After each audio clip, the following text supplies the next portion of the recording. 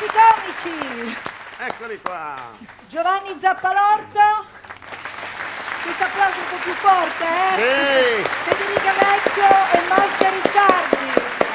Lo spettacolo che portate in giro, come si chiama? Si chiama Allegro con Trio e portiamo da diverso tempo in giro e saremo a Roma al Teatro Arcobaleno tutto novembre. Tutto E novembre. l'ideatore di questo trio, chi è? Diciamo, è nato da me, ma poi ho conosciuto due avanzi di conservatorio e insomma li ho introdotte in questa follia. Avanzi di conservatorio è bellissimo perché Diplomati rende... col minimo del voto e il biasimo. Cioè, mi sembra giusto.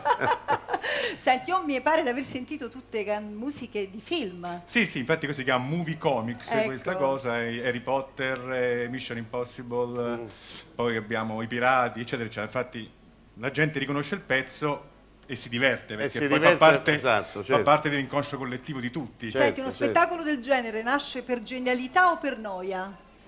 Per divertirsi e per divertire, Bene. secondo me. E ci I riuscite musicomici, grazie. Grazie. Vi aspettiamo Musicomici. prossimamente ancora. Grazie ancora. Grazie.